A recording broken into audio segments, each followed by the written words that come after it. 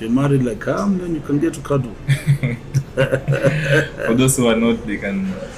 Jipange na duvet. Yo, ladies and gentlemen, this is the Feel Good Podcast. Yo, boom! Ladies and gentlemen, welcome to another exciting episode of the Feel Good Podcast. Of course, I'm your host, MC Mesh, and today we have an amazing guest here with me, an amazing topic, an amazing conversation. I have with me the CEO, chairman, and founder of PMG Properties Limited. He is also a parenting and lifestyle coach. Karibu sana to the show. Thank you. Welcome. Despite your busy schedule, welcome. Thank you. How are you feeling? I'm well, my brother. Enjoying the rains. Yeah. This is a time when now the dust settles. And if you're married like then you can get to cuddle. For those who are not, they can. Jipange na duvet. Just buy an extra duvet. Exactly. Oh wow. So today I want us to talk to my audience, the people who are listening to us, about a topic that I'll just put it as before I say I do. Like what are some of the things that we as young people should put in place before that big day? You know, to many of us, to the ladies mostly, it's a very, very special day to them. Wow. It is heavy, but an interesting question because before you say I do, now I'm wondering who is saying I do, the man or the lady? Or is it now when we are at the point of the vows? There'll be different things that have different meanings to each of the partners. Yeah. Let me just give you an example. For the young man, before he says I do, there are myriad issues that he'll be looking at. Yeah. Am I ready financially? Am I ready to start a family? Yeah. Do I have what it takes? Yeah. Am I stable? Remember, he's leaving his home to come and set up his own space. Yeah. And choices have consequences. Yeah. So there'll be a lot of that, which is usually very technical. Yeah. The I do, is it just the vows? Is it an AG setup? Is it a white wedding? Is it even a garden wedding? Is it a destination wedding? So there are a lot of things that come into play. So for the girl, she'll be looking at probably other things. I need to have this kind of fairy tale setup. Yeah. I need to have this kind of a wedding gown. Yeah. I need to have this kind of a ring. So it means many things and different things to different people. And then I feel like this before I say I do it can also mean the actual wedding day. But I feel we tend to feel out in margin the wedding is just a one-day event, all hope, glamour, and all everything good and nice. Is it so? Because we tend to just focus on that day, but not the actual thing that you're getting ourselves into. Wow. This is what I tell a lot of people that I engage, especially in the premarital class. The wedding is the only event in your life where you actually get given a certificate before you start the marriage. In every other space, you do the course, you do the work. At the end of it, you graduate with a certificate or a degree or a diploma. In the marital space, you start with it, then you start. You start with a certificate, then get into the marriage. So the marriage is the only... So the marriage is what happens after. Wow. The wedding is an event.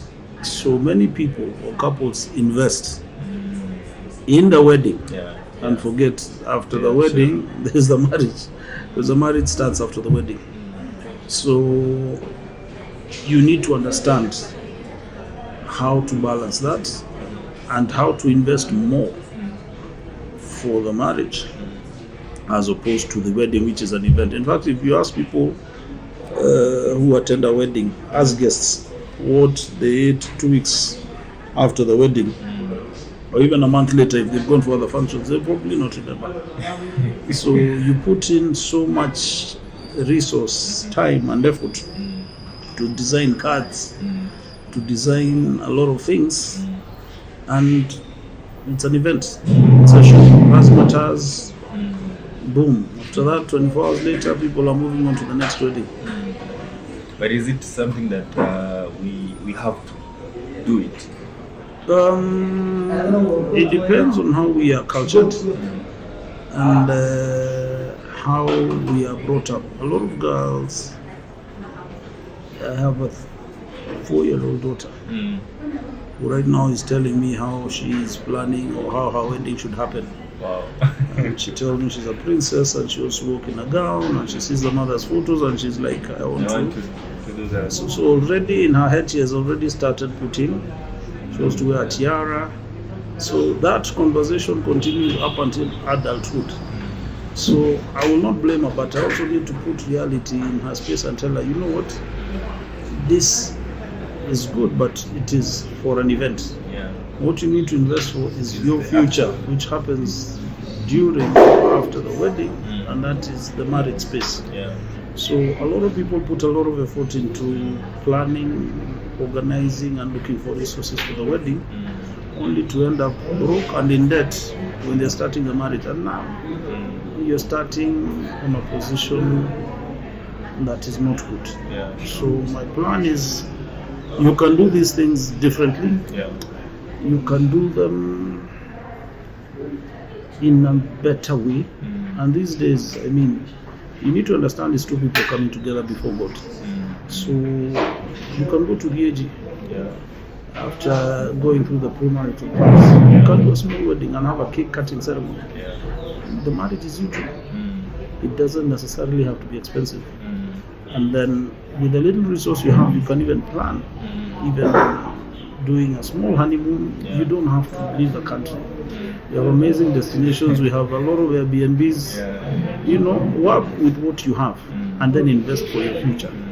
So you start on a clean slate, you start in a good place, and then it enables you to have something you can be proud of later. Then after, because like I said, if he who finds a good thing, he who finds a wife finds a good thing and favor from the Lord. You will build and grow each other. During your 10th or 5th anniversary, you can do the glam thing you wanted to do, and it will be your resources. So you'll be dictating the terms. And if you want to go over the top, then you already have the resource. You have ample time to plan, and you know it is exactly what you want to do with your resource. That way, you don't have to depend on people to chip in for your honeymoon, and it is you getting married. You know, so people having committees for a wedding, and they have to dictate because it is their money what should be on the menu. You understand? Yeah, I understand. Yes. I like what you said. The way you're trying to advise your daughter about not just focusing on the very event day, the actual married thing. True. I feel like the pressure affecting most of the young people nowadays, from maybe way back when you're growing up, the things about marriage and maybe relationship advice, they're not so well brought to us in maybe due time. So you find yourself, due to the pressure around you, you just you fixed to, you don't know how the process runs. Is it so? Well, that's very interesting. That is true. There's a lot of societal pressure. Yeah. There's also pressure from peers, parents especially. I've gone to weddings where the parents of the bride and groom have told them, just show up, we're financing everything. But now what happens is it becomes a parent's wedding. You have a wedding with 1,000 people, and the couple only know maybe about 50. Wow. Those are their friends. 950 are friends of the parents. And a year down the line, they don't even understand each other because all this was done for show. The parents are living their lives through their children. And I believe they should be given a chance to do that. I've also gone to weddings where the couple said, we don't want to cut a cake. They cut. They did a goat, a carcass of a goat on a spit, and everyone ate goat meat as cake. And I thought that was also quite African, very unique and practical. So we can always tweak things to fit what we desire. At the end of the day, remember, it's your day, the bride and the groom. It's not about the parents, it's not about the relatives, it's not about everybody else, it's about you too. But essentially to understand that after you said your vows, whatever happens after that, you're already married. So focus on you guys. In fact, what I tell people, whatever budget you might have for a wedding, break down that budget. Break it down, the same budget, break it into 3. A third, invest in the marriage, in the wedding. Another third, invest in the honeymoon. And the last third, if possible, invest. It can be an asset, it can be a piece of land, it can be something that you can bequeath to your children and tell them you did this when you got married, and we're going to gift you the same when your time comes. And you'll be amazed. Right now, for argument's sake, maybe a piece of land in Malindi goes for, you can get an acre for under 150,000 shillings. Get married. You probably start a family a year or 2 down the road, but I'm just saying 23, 24 years from now, that piece of land that you bought when you got married, by the time you're getting married, what do you think the value would be then? Even if you decide to cut an eighth and bequeath your child during her wedding day or his wedding day, it has some symbolism. And it shows someone that, because I invested this then, I can be able to bless you with this now. Let us do things that will help grow us. As opposed to expecting a couple to run with so many things. Let us be the people to bless our children when that time comes and not make demands of them. They are starting with nothing, so we need to support them. Yes. And for the people who want to get into the space of marriage, not because they actually want to do it from within themselves, but it's because maybe one wants to avoid for maybe companionship. One just wants to be with someone they're not actually having the same goal together, but just want to flow with the person. What advice and what can you also take on that? Well, I mean, a lot of people do things for selfish reasons. The most important thing is to first understand, who am I? What am I looking for? What do I need? What am I hoping to get from this other person? When you have that conversation, and that's why I allude to the premarital class, it addresses all issues. Financial, in-laws, outlaws, the S word.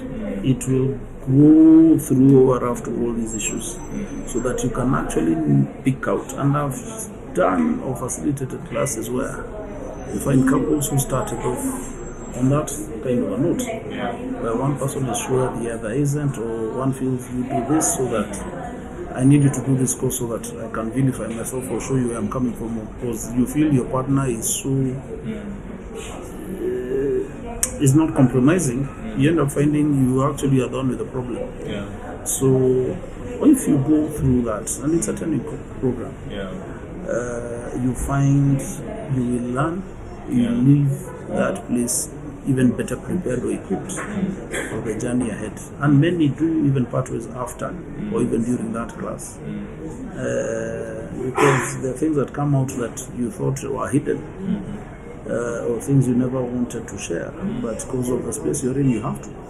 And they end up not being comfortable with your partner, or it is too much, or you don't want to go that route. And if you're going to share the rest of your life with someone, you're definitely going to find out a lot about it. So the best thing is to actually have these conversations happen early. I remember we have a unit called Disclosure, where you now talk about all your issues from your past, and sometimes this conversation is very uncomfortable. And there are people who have left after that. They say, I can't deal with all this. Yeah. But you better leave at that time than after getting married and you said your vows. Then now you have to go through the divorce. Yeah, sure. Yes. So after saying I do, does it now mean everything now starts immediately? Now getting starting a family, or you have to wait for a certain period of time? Now then, You see what happens once you get into that marriage. You're leaving your parents' space as a groom. The girl is leaving her parents' space as a bride. yeah, There's what you say, leave so that you can cleave to create your unit. Remember I talked about immediate, short and long-term goals.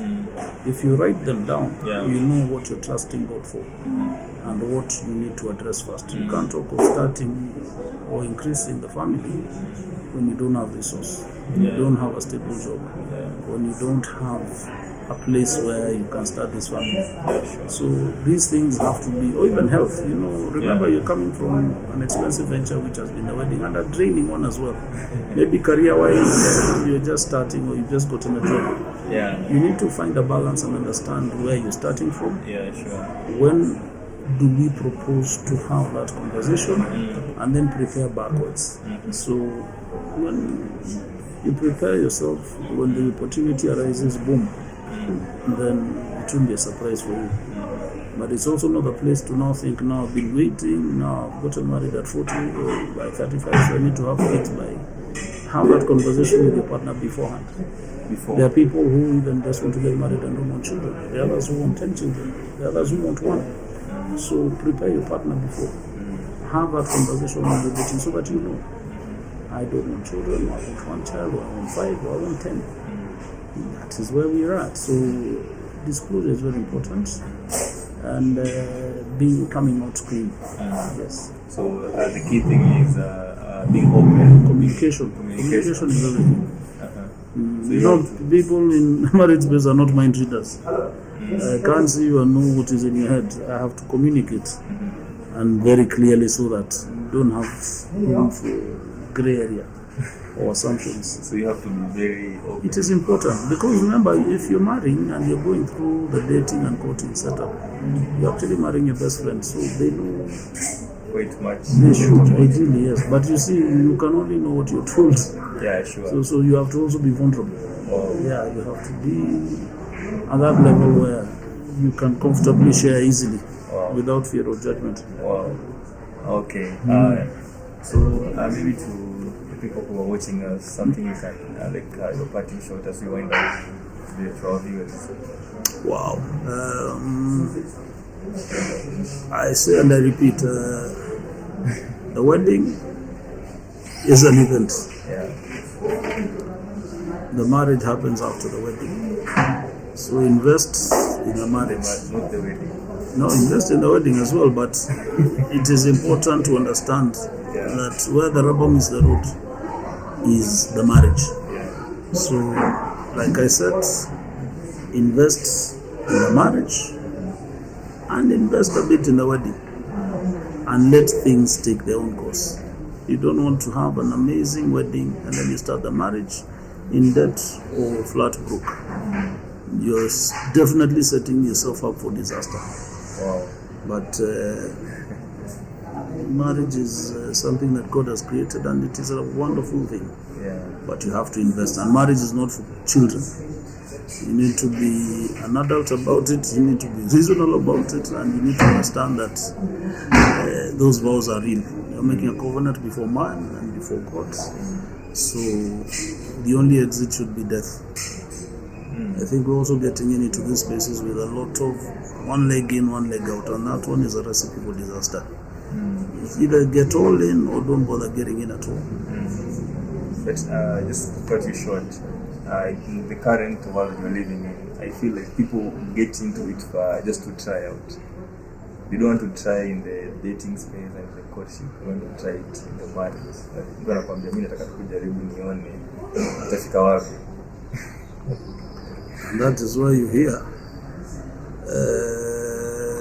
the statement that he said, maneno inakuwa kushikwa na butwa kizungumukuti, because you get there and then life starts happening around you and you're wondering, how did I ever get to this place? And I say, and I repeat again, marriage is not for children. If you're not ready for it, please avoid it by all circumstances. And by avoid means, see what works, see what you want, and go for that. Be ready to understand that, and the process, even if you get married and you don't agree with the person, because they give you separation pass. They tell you they've gone to court and have had people getting married and they're asking for a divorce. And during the separation duration, the wife gets pregnant again. And these are the same people saying we can't stand each other. So you need to know, when you're involving the law, when you're involving God, this is a covenant. And it is not a joke. It's very serious business, so you have to be very ready for it. It's the same way when you're preparing to go for an interview, or when you're doing your dissertation for a PhD. It's not the same preparation you do when you're doing an interview to enter kindergarten. You need to understand this is what it takes to get you there. In as much as we have graduations from kindergarten, I've seen, it's not the same as when you're getting your PhD. Okay? So there's a lot that people need to do exactly before deciding. Yes, and you need to really search your soul. You need to find yourself and understand, am I cut out for this? Am I ready for this? But you can only do that when you partner with God. And you let Him lead you in that journey to find the perfect and the best fit for you. And it goes both ways. And understand this person is also not perfect. You're also not perfect where you're coming from. So don't put too much pressure on the partner. Likewise. Because you have a list of 39 things you want a man to have or to have done before he says I do. Or you want to be proposed to in Bali or Indonesia or in the Maldives. Cut him some slack, you know. Even a proposal in a restaurant like this is okay. You know, even in a bus. Just let the person be creative. Don't put too much pressure. Or if you can meet him halfway as well. You know? Wow. Yeah. Wow. Thank you so much for sharing and pouring wisdom on us. Awesome. Thank you for impacting. I know a lot of guys who are watching will actually look forward to more of our episodes. No worries. I'm available. Thank you so much. Thank you for having me. Thank you. Awesome. Asante sana. Good stuff. Till,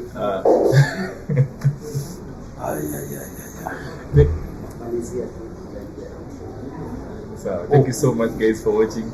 If you haven't subscribed, kindly do so. Till next time, kaboom.